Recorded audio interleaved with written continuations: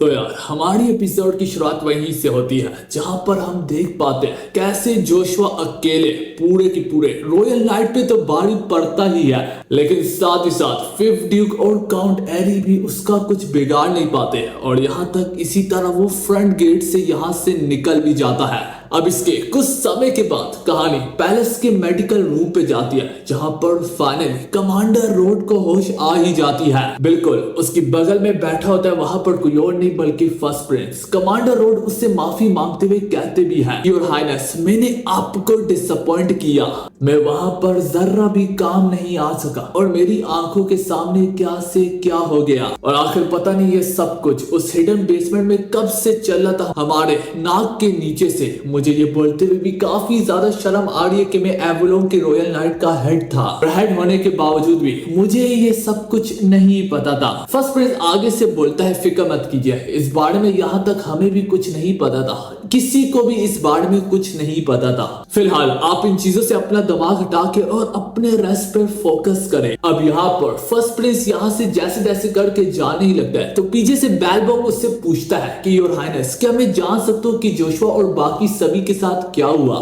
तो first Prince आगे से कहता है, जहां तक जोशुआ की बात है अब तो वो बागी बन चुका है और इस वक्त रॉयल नाइट उसे चेस कर रहे हैं। इसमें कोई शक नहीं कि वो धोखेबाज है जिसने रॉयल नाइट्स के और इंपीरियल के योर मैजेस्टी के ऑर्डर्स को ठुकराया है। उसकी इस समय में एवोलोन में कोई भी जगह नहीं है। तो दोस्तों यहाँ पर इसका ये मतलब है कि अब जोशुआ कहीं पर छुप के बैठा हुआ है एवोलोन के अंदर और हर एक रॉयल नाइट उसकी खोज में जारी है। तो इससे पहले हम आगे बढ़े मैं आप सभी को कहूंगा कि ज्यादा से ज्यादा इस वीडियो को लाइक और कमेंट करो अगर आप लोग नेक्स्ट पार्ट जल्द से जल्द चाहते हैं। खैर फर्स्ट प्रिंस के चले जाने के बाद कमांडर रोड यहाँ पर बेलबॉन्ग से कहते भी है, ये सब कुछ कितना ज्यादा अजीब है, हाँ ना। बेलबॉन्ग आगे से पूछता है, अजीब? आखिर यहाँ पर क्या अजीब है, आप किस बारे में बात कर रहे हैं? कमांडर रोड बोलता है, एक लड़का जो कि 20 साल का है, एक जवान लड़का। हाँ तुमने ठीक सुना, एक 20 साल लड़का जो कि पूरे की पूरे एवोलोन की इंपीरियल रॉयल नाइट से लड़ रहा है और इवन के 9 स्टार और जो कोई भी उसके रास्ते में आ रहा है वो तक उसे रोक नहीं पा रहे। मैं यहाँ पर बात जोशुआ सेंडर की कर रहा हूँ। दोस्तों जोशुआ का नाम लेते हुए उसके चेहरे पर एक मुस्कुराहट होती है। वो आगे कहता है कि शुरू में तो मुझे जोशुआ से काफी ज्यादा नफरत थी, मैं उसका चेहरे को देखना भी गवार नहीं करता था, पर मैं बिना वजह के उससे नफरत कर रहा था, उसने कुछ भी गलत नहीं किया। और जब शुरू में मैंने सुना था कि जोशुआ ने 12 सुपर ह्यूमन के बीच में द मर्सनरी किंग बारबेरियन को हराया है तब तो मुझे अपने कानों पर भी यकीन नहीं आ रहा था, पर अब जिस खूबसूरती से उसे मैंने लड़ते हुए देखा है और यहाँ तक फ्रंट गेट से भागते हुए देखा है कोई भी उसे रोक नहीं पाया। जोशुआ सेंडर वाकई में काफी ज्यादा कमाल का है। तुम्हें पता है जोशुआ की पावर लेवल ऑलरेडी 9 सुपरस्टार से ज्यादा बढ़ गया है। जोशुआ पूरी की पूरी एवोलोन में सबसे पहला जवान लड़का होगा 20 साल का जो कि 9 स्टार का रैंक पाएगा।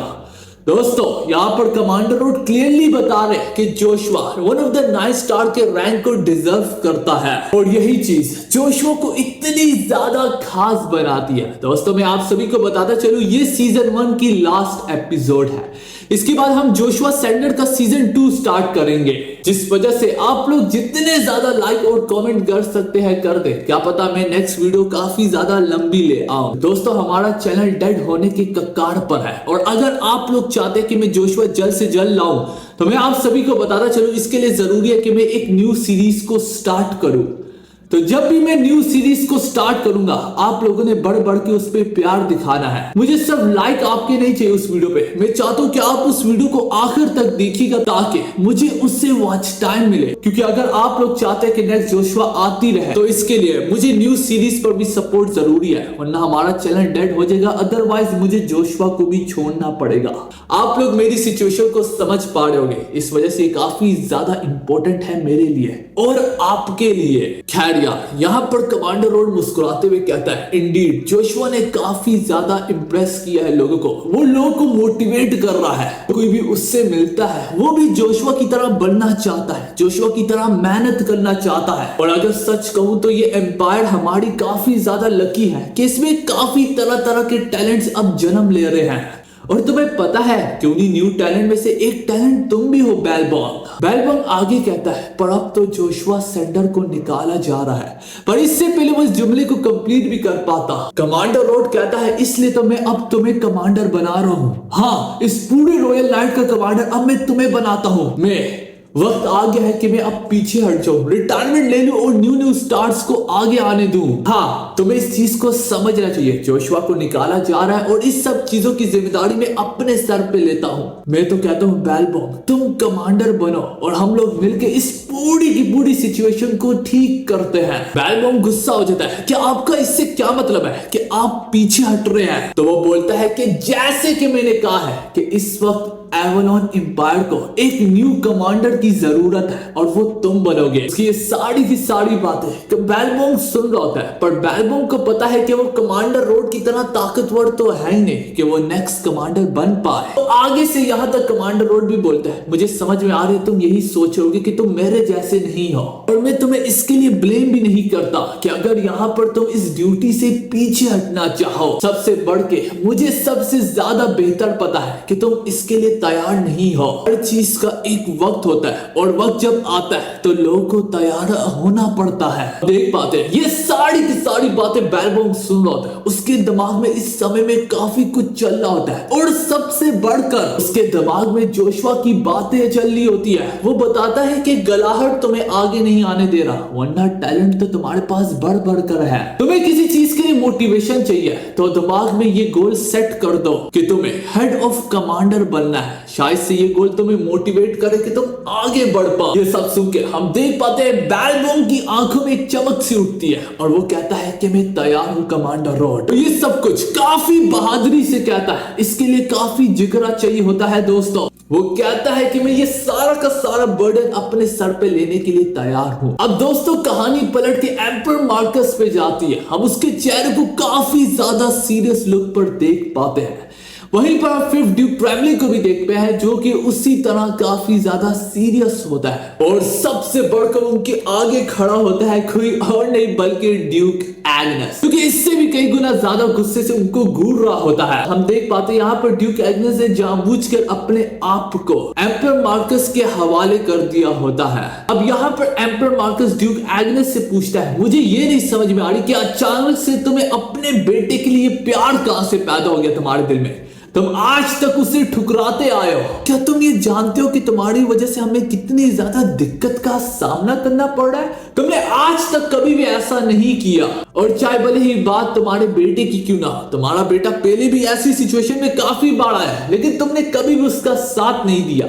तो अब तुम्हें क्या बला पड़ गई है? आगे से ड्यूक एग्नेस कहता है, क्योंकि मेरा मानना है कि इस बार आपने भी अपनी हदों को पार कर दिया है योर मैजेस्टी। एम्पर मार्कस गुस्सा हो जाता है कि ये मेरी अथॉरिटी पे सवाल उठा रहा है। उसे ये जरा भी बर्दाश्त नहीं होता कि ड्यूक एग्नेस हर बारी पे उसकी अथॉरिटी पे सवाल क्यों उठाता है। और अगर ये ड्यूक एग्नेस की जगह यहाँ पर कोई और होता तो तब तक तो शायद उसे मार भी दिया गया होता, लेकिन ये ड्यूक एग्नेस है जिस वजह से एम्पर मार्कस यहाँ पर सख्त डिसीजन नहीं ले सकता। इस बार जितना उससे ज्यादा गुस्सा चल रहा है, मेरे ख्याल में वो कोई तो सजा ड्यूक एग्नेस को देगा ही। मैंने तुम्हारे लिए कितनी बार कितनी चीजों को इग्नोर किया सिर्फ तुम्हारे लिए ड्यूक एग्नेस। तो आगे से ड्यूक एग्नेस गुस्सा होते हुए कहता है, नहीं, वो सब कुछ तुमने अपने बेटे फोर्थ प्रिंस के लिए किया। तुम और तुम्हारा बेटा, तुम्हें क्या लगता है कि मुझे नहीं पता कि मेरी पीठ पीछे क्या हो रहा है? तुम और तुम्हारा बेटा फोर्थ प्रिंस ने मिलकर थर्ड प्रिंस को मार गिराया और यहाँ तक उसे अनडेड में भी बदल डाला। अब चूंकि ये धोती खोल रहा होता है तो फिफ्थ ड्यूक उसे समझाने लगता है कि भाई ऐसा मत कर यार, वो मैजेस्टी है, तुम्हें उसके ऑर्डर्स को फॉलो करना चाहिए। आगे से वो घूरते हुए कहता है कि भाई अगर तुझे मरना नहीं है तो पीछे हट जा, क्योंकि तेरे हाथ भी रंग से साफ नहीं है। तुम बस अपने टेरिटरी और अपने फायदे के लिए मैजेस्टी के ऑर्डर्स को फॉलो कर रहे हो। जिस चीज से कॉन्टिनेंट ने मना किया है, जिस चीज का लॉ बनाया गया है, वही चीजें तुम लोग तोड़ रहे हो। और एक किंग होने के नाते तुम लोगों को शर्म आनी चाहिए है, और एक ड्यूक होने के नाते तुम्हें भी शर्म आनी चाहिए। फिफ्थ ड्यूक, तुम लोग अनडेड का इस्तेमाल कर रहे हो हुबल्ट एम्पायर के खिलाफ, ताकि तुम लोग उससे वॉर के अंदर घसीट सको और उनकी टेरिटरी को कब्जा कर सको। ऐसा तुम एक बार ने कितनी बार कर रहे हो और अभी तक कर रहे हो। तुम आसपास के पड़ोसी नेबर्स को जंग में घसीटते हो ताकि तुम उनकी गद्दी को छीन सको। तुम्हारी इसी वजह से हुबल्ट के अंदर एम्परर साइड और पोल साइड आपस में भिड़ चुके हैं। और इस पॉइंट में मुझे जरा भी फर्क नहीं पड़ता कि तुम मैजेस्टी हो, किंग हो या फिर जो भी हो। और अब चूंकि जोशुआ ने तुम्हारे पोल को खोला है, वो फोर्थ प्रिंस के खिलाफ किया है और 20 सालों में पहली बार सन ऑफ जजमेंट को बुलाया गया है। ये चीज तुमसे बर्दाश्त नहीं हो रही कि तुम्हारे खानदान, तुम्हारी फैमिली का नाम सभी के सामने गंदा हो जाएगा। इस वजह से तुमने उल्टा जोशुआ को ही नुकसान पहुंचाने की कोशिश की। क्या तुम्हें पता है वो कौन है? शायद से तुम भूल गए कि वो रेनहार्ट का किंग है। अगर तुम उसके खिलाफ ज्यादा जाओगे तो जोशुआ की नेशन के खिलाफ हमारी लड़ाई शुरू हो जाएगी।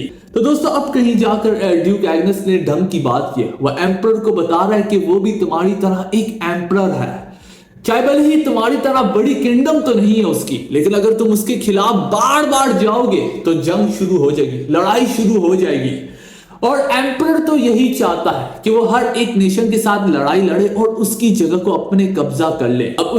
अब ये कड़वी सच्चाई सुनकर एम्परर मार्कस को काफी ज्यादा गुस्सा आ रहा होता है। वो अपने ऑरा से यहाँ पर उभरने लगता है और वो यहाँ पर ड्यूक एग्नेस को अपनी कातलाना निगाहों से घूरते हुए कहता है कि अब तो तुमने हद पार कर दी है। ये बोलते हुए वो खड़ा होता है और अपने ऑरा को अनलीश करता है। उसका एयर प्रेशर हर जर्रे जर्रे में समाने लगता है। वो बोलता भी है कि ड्यूक एग्नेस, मैं सब तुम्हारी बातें सुनता हूं, तुम्हारे बिना किसी की भी नहीं सुनता। अब चूंकि तुम मेरे खिलाफ अपने दांत को रगड़ रहे हो तो मुझे भी तुम्हें अपने रास्ते से हटाना पड़ेगा। क्या तुम मुझसे लड़ना चाहते हो? दोस्तों, अगर आप लोग यहाँ पर नोटिस करें तो एम्परर मार्कस उससे कह रहे हैं कि तुम मुझसे लड़ना चाहते हो।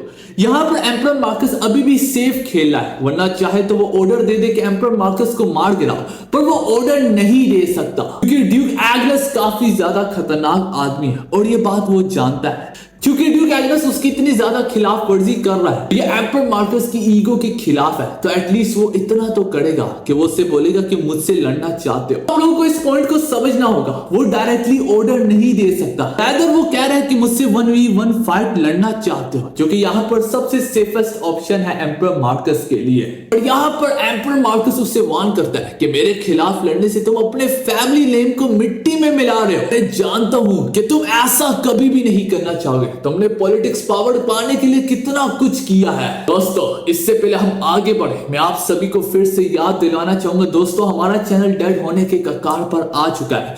व्यूज से मुझे कोई इश्यू नहीं है, लेकिन अगर ऐसा चलता रहा तो हमारा चैनल डेड हो सकता है, जिस वजह से हमें यहाँ पर न्यू सीरीज की जरूरत है। दोस्तों, अगर आप लोग आगे जोशुआ देखना चाहते हैं तो मैं जब भी न्यू सीरीज लाऊं तो उसमें बढ़ बढ़ के लाइक और कमेंट करना, लेकिन ये जरूरी नहीं है। जरूरी है कि आप उस वीडियो को आखिर तक देखिएगा। मुझे ये बताते हुए काफी ज्यादा खुशी हो रही है कि वो न्यू सीरीज बिल्कुल जोशुआ की तरह ही है।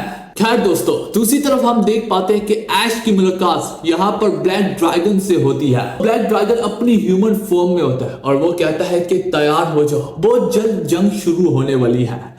तो दोस्तों, ये तो क्लियर हो गया और इसी के साथ सीजन 1 यहाँ पर अपने एंड को हिट करता है। हम जल्द ही मिलेंगे जोशुआ सेंडर के सीजन 2 के साथ, पर इससे पहले मुझे सारी की सारी वीडियोस को कंपाइल करना होगा।